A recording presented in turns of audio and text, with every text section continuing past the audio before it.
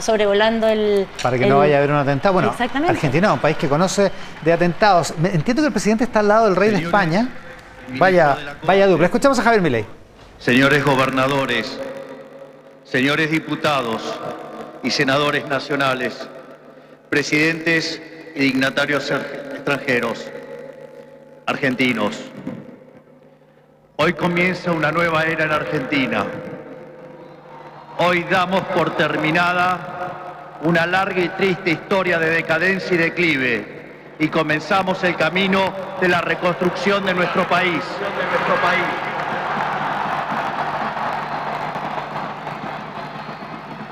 Los argentinos, de manera contundente, han expresado un cambio que ya no tiene retorno. No hay vuelta atrás. Hoy enterramos décadas de fracaso, peleas intestinas y disputas sin sentido. Peleas que lo único que han logrado es destruir nuestro querido país y dejarnos en la ruina. Hoy comienza una nueva era en Argentina, una era de paz y prosperidad, una era de crecimiento y desarrollo, una era de libertad y progreso. Hace 200 años, un grupo de ciudadanos argentinos reunidos en San Miguel de Tucumán le dijeron al mundo que las Provincias Unidas del Río de la Plata no eran más una colonia española y que a partir de ese histórico momento seríamos una nación libre y soberana. Durante décadas nos enfrentamos en disputas internas acerca de cuál debía ser la forma institucional que nuestro país necesitaba. En 1853, luego de 40 años de haber declarado la independencia, bajo el auspicio de un pequeño grupo de jóvenes idealistas que hoy conocemos como la generación del 37, decidimos como pueblo abrazar las ideas de la libertad.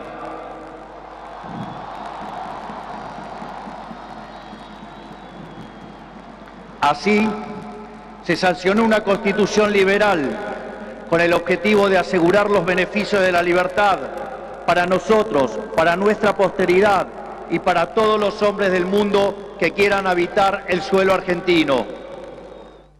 Lo que vino después de la sanción de esa constitución de fuerte raigambre liberal fue la expansión económica más impresionante de nuestra historia. De ser un país de bárbaros enfrascados en una guerra sin cuartel, pasamos a ser la primer potencia mundial. Para principios del siglo XX éramos el faro de luz de Occidente. Nuestras costas recibían con brazos abiertos a millones de inmigrantes que se escapaban de una Europa devastada en búsqueda de un horizonte de progreso. Lamentablemente, nuestra dirigencia decidió abandonar el modelo que nos había hecho rico y abrazaron las ideas empobrecedoras del colectivismo.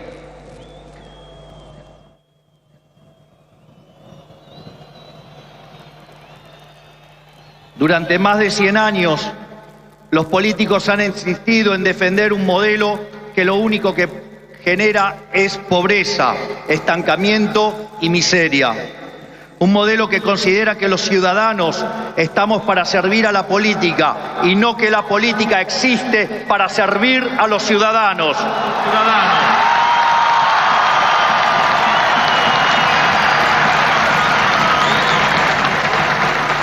Un modelo que considera que la tarea de un político es dirigir la vida de los individuos en todos los ámbitos y esferas posibles.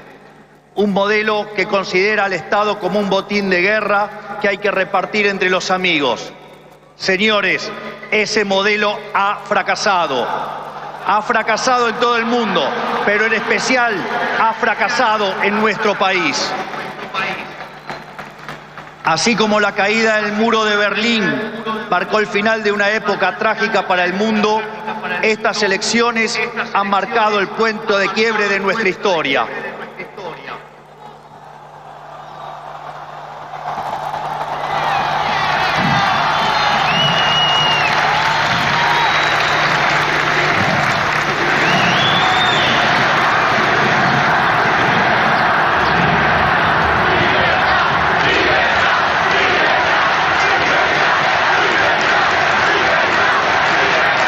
estos días, mucho se ha hablado de la herencia que vamos a recibir. Dejen que sea muy claro en esto. Ningún gobierno ha recibido una herencia peor que la que estamos recibiendo nosotros.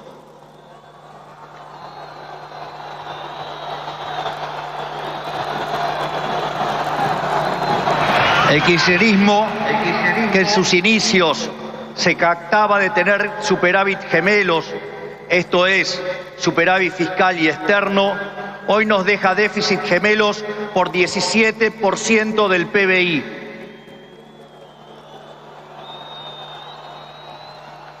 A su vez, de esos 17 puntos del PBI, 15 corresponden al déficit consolidado entre el Tesoro y el Banco Central. Por lo tanto, no existe solución viable en la que se evite atacar al déficit fiscal.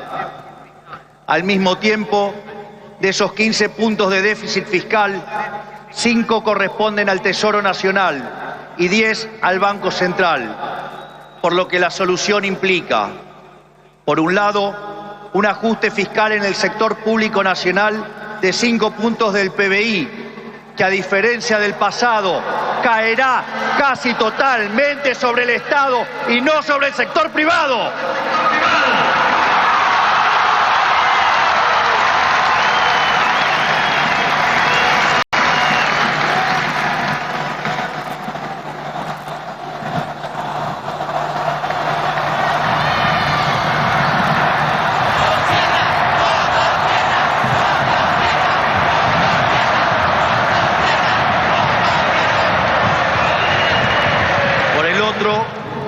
Es necesario limpiar los pasivos remunerados del Banco Central, los cuales son responsables de los 10 puntos de déficit del mismo.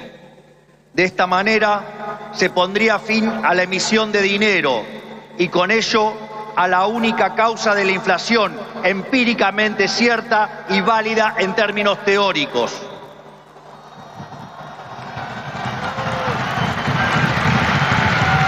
Sin embargo, dado que la política monetaria actúa con un rezago que oscila entre 18 a 24 meses, aun cuando hoy dejemos de emitir dinero, seguiremos pagando los costos del desmadre monetario del gobierno saliente.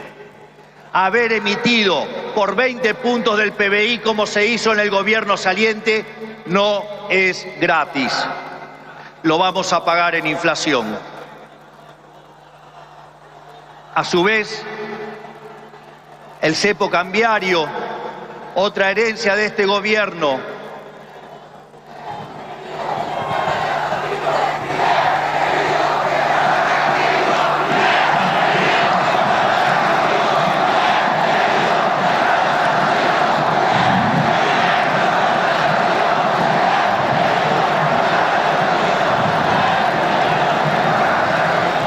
a su vez, el cepo cambiario, otra herencia de este gobierno, no solo constituye una pesadilla social y productiva, porque implica altas tasas de interés, bajo nivel de actividad, escaso nivel de empleo formal y salarios reales miserables que impulsan el aumento de pobres e indigentes, sino que además el sobrante de dinero en la economía hoy es el doble que había en la previa del Rodrigazo.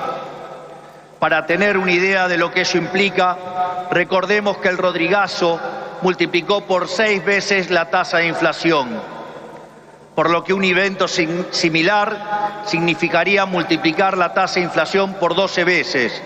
Y dado que la misma viene viajando a un ritmo del 300%, podríamos pasar a una tasa anual del 3.600. A su vez, tranquilos que no termina acá, la herencia sigue. A su vez, dada la situación de los pasivos remunerados del Banco Central, la cual es peor que la que había en la previa de la hiperinflación de Alfonsín, en muy poco tiempo se podría cuadruplicar la cantidad de dinero y con ello llevar a la inflación a niveles del 15.000% anual. Esta es la herencia que nos dejan. una inflación plantada del 15.000% anual, la cual vamos a luchar contra uñas y dientes para erradicarla.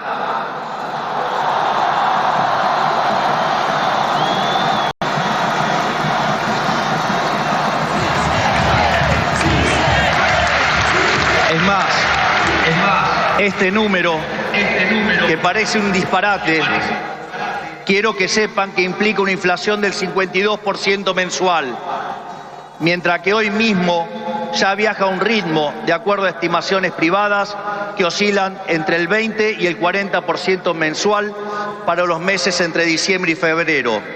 Esto es, el gobierno saliente nos ha dejado plantada una hiperinflación y es nuestra máxima prioridad hacer todos los esfuerzos posibles para evitar semejante catástrofe que llevaría a la pobreza por encima del 90% y la indigencia por encima del 50%. En consecuencia, no hay solución alternativa al ajuste.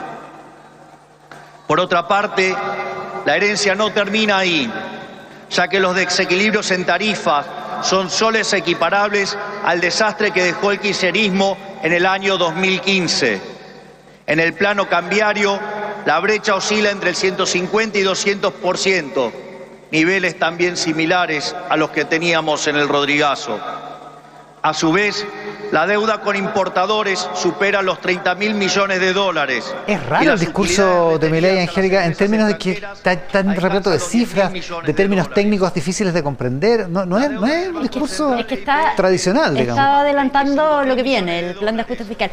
El Rodrigazo, al que él hace mención, es un ajuste fiscal que se hizo en el año 75, que terminó como en un 15.000% de inflación. Y eso es lo que a toda costa quiere evitar Milei, que acá está diseñando como las primeras medidas que va a tomar y está diciendo, esta es la herencia que me dejaron, nunca se ha visto una peor. No queda otra. No hay plata. Y no está hablando acá de vamos a terminar, hay un cambio de discurso en el sentido, no está hablando de vamos a terminar con el Banco Central. No viene inmediatamente la dolarización de la economía, sino que viene ajuste. Claro, tal cual. Cristian, es raro el discurso como para, no sé qué pensarán los argentinos que lo están oyendo. Fíjate que yo no lo encuentro tan raro en el sentido siguiente, Iván, es que el gran problema de Argentina hoy día es la economía. Y él se planta en su primer discurso como un presidente que habla desde la economía y habla como economista. Entonces, claro, con autoridad, digamos. Con autoridad. Y por otro lado, instala un nuevo concepto, mira, y es interesante eso, algo que no hizo Macri, la herencia. Es decir, cada vez que los argentinos sufran de algún embate o sigan sufriendo los embates, él va a poder apelar a la herencia del pasado kirchnerista. Y desde esa perspectiva dice, el problema y el foco es la economía, yo soy un gran economista, estoy preparado para esto, viene un ajuste fuerte, pero este ajuste va a ser fuerte, entre otras cosas, por la herencia. Y vuelve a poner el foco en Cristina y Fernández en el pasado. Yo no lo encuentro tan raro porque es como que en el país, en Chile, el gran problema fuera la economía y el presidente habla desde esa vereda. Está fijando la línea de partida. Empatiza con los ciudadanos, claro. No puedo como no hacerme cargo de lo que me están dejando. Ahora, no es precisamente conciliador.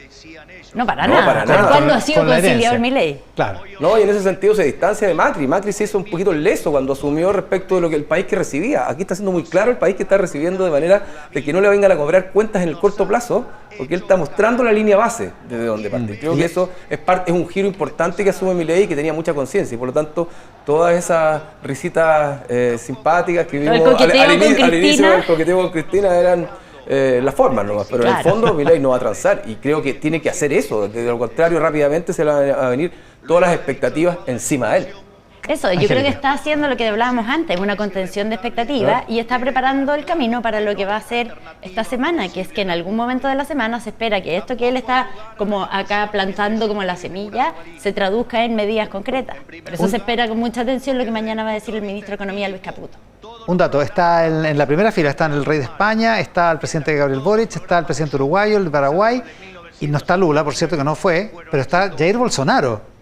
Es el protagonismo que le ha dado a Argentina el gobierno de Milei al expresidente brasileño. Escuchamos a Milei. Como lamentablemente es el caso de Argentina, los empresarios no invertirán hasta que vean el ajuste fiscal, haciendo que el mismo sea recesivo. En tercer lugar, y no por ello menos importantes, para hacer gradualismo es necesario que haya financiamiento. Y lamentablemente, tengo que decírselos de nuevo, no hay plata.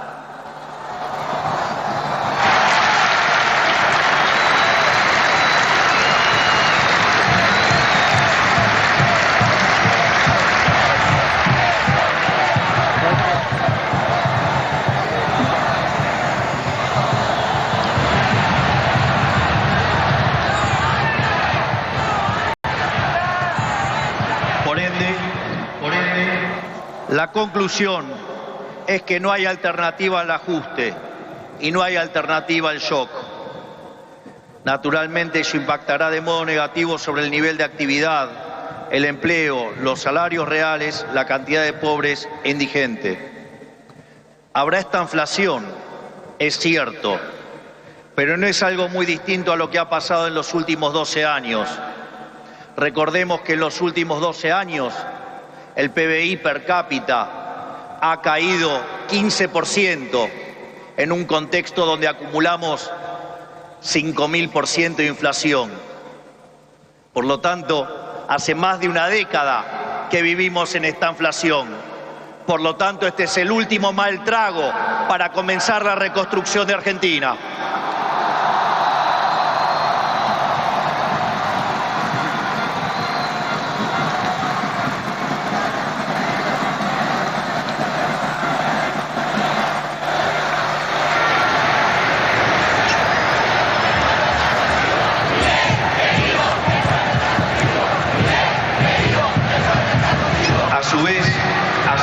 Luego del reacomodamiento macro que vamos a impulsar, el cual será menos doloroso cuanto mayor sea la caída del riesgo país y cuanto mejor sea nuestra contención desde el Ministerio de Capital Humano, la situación comenzará a mejorar. Esto es, habrá luz al final del camino.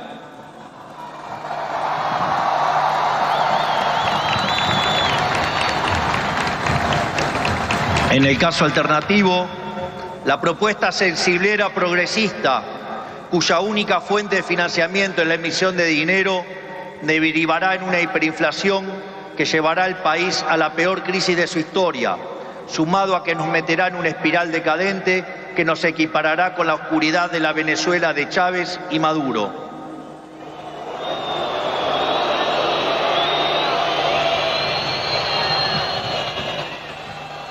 Por lo tanto, luego de semejante cuadro de situación, no pueden quedar dudas que la única oposición posible es el ajuste, un ajuste ordenado y que caiga con toda su fuerza sobre el Estado y no sobre el sector privado.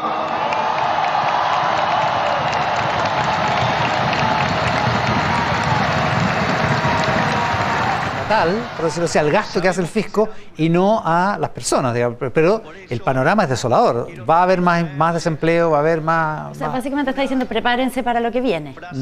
Que igual con respecto a su discurso de campaña, sobre todo las PASO y la primera vuelta, esto es moderado con respecto a lo que proponía Milei, pero está hablando como ministro de Hacienda.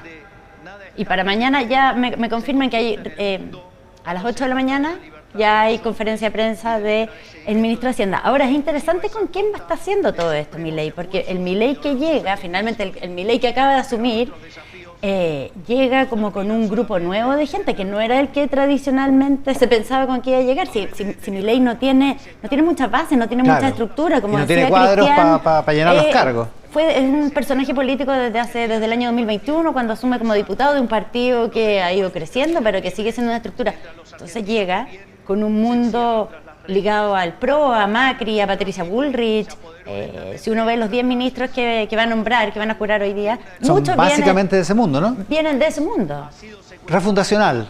Totalmente refundacional el discurso, Cristian. Y es un discurso también de campaña, donde de alguna manera responsabiliza a la década peronista en un sentido amplio de la salida de los principales puestos mundiales de Argentina. Sí, insisten que Argentina en algún momento fue la primera potencia mundial. No sé cuándo pasó eso. Exacto. Pero bueno, era un país rico, era un país inmensamente rico. Exactamente. Entonces, y instala dos conceptos de nuevo, herencia y ajuste. Ha repetido la palabra ajuste muchas veces como algo inevitable y por lo tanto está tratando de bajar las expectativas. Ahora, las expectativas tú no las bajas tan fácilmente y es interesante que después de haber salido electo Milei, su imagen positiva prácticamente se duplicó en los argentinos. Es decir, las expectativas sobre él ya no quedaron acotadas a sus votantes directos, sino que en la sociedad en general y por lo tanto hay una mirada muy esperanzada puesta en él. Y por otro lado, bueno, este discurso hoy día cala profundamente en el pueblo argentino. Fernández, siempre lo confundo Alberto con Aníbal, Alberto Fernández se va con 6% de evaluación positiva y Cristina es la segunda política más mal evaluada de la Argentina. Entonces hoy día cala profundamente. La pregunta es cómo los argentinos o cómo Milei se va a hacer cargo de que la gente vea lentamente, pero vea luz al final del túnel, porque si no ve la luz al final del túnel, cualquier cosa finalmente puede terminar pasando en un país agobiado por la pobreza y lo que él está diciendo, el aumento de la indigencia, además, que es súper realista. ¿Cómo administras la apretada del cinturón como mirando a algo? O sea, como con una perspectiva final, que es como, vamos a pasarlo muy mal en un país que ya tiene un 45% de pobreza y un 140% de inflación este año. Entonces, un país que ya lo está pasando claro, mal, ya lo está pasando muy mal, claro. ¿Cómo administra? Lo van a pasar peor. Porque, por ejemplo, el FMI, en general las cosas de las que está hablando Milei, las mira con bastante interés y con buenos ojos. Se les vence una cuota argentina de la deuda que tiene con el Fondo Monetario Internacional ahora en diciembre. Entonces, todo esto lo mira como con buenos ojos en teoría, pero en la práctica dice qué nivel de gobernabilidad puede tener un puede país tener con esto, porque ¿cuánto tiempo aguanta el shock? Si te dicen el shock es un mes, 2 meses, 3 meses, él está hablando de 18, 24. Me parece a mí que el discurso de Milei es sumamente realista. Creo que el discurso que corresponde, de alguna manera él está diciendo voy a quemar mis naves en función de lo que yo creo que es lo mejor para Argentina, y bueno, y si esto tiene un costo y la gente finalmente no le gusta, bueno, habrá que empezar a mirar cómo reordenarlo, pero me voy a jugar a concho por esto y está mostrando el escenario real que tiene Argentina. ¿Qué es lo que no hizo Macri? Que es lo que no hizo Macri, es decir, si Milei no pone claridad respecto de qué es lo que está recibiendo, va a ser muy difícil que la sociedad argentina lo acompañe por un largo tiempo y por lo tanto tiene que ver algo de luz al final del túnel prontamente la sociedad para poder seguirlo acompañando. Nos queda un minuto 30 segundos antes del corte. ¿Cómo le irá? Gabriel Boric piensa totalmente distinto de lo que ha dicho Milei.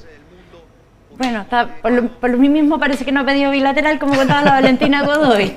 Están viendo desde el gobierno chileno, fueron con una delegación amplia, han estado ahí, ustedes lo ven en primera fila, o sea, no están teniendo el rol protagónico que tiene que tener un presidente chileno en un cambio de mando argentino, pero yo creo que están tanteando, el discurso así hasta ahora, queremos mantener las relaciones más amistosas. Entiendo que Diana Mondino, que es la canciller, también ha dado señales como en ese espíritu. Con Angélica Bulnes y Cristian Valdivieso hoy comentando la asunción de Javier Milei en la presidencia argentina. Les agradezco mucho a los dos. Muchísimas gracias por estar con nosotros hoy.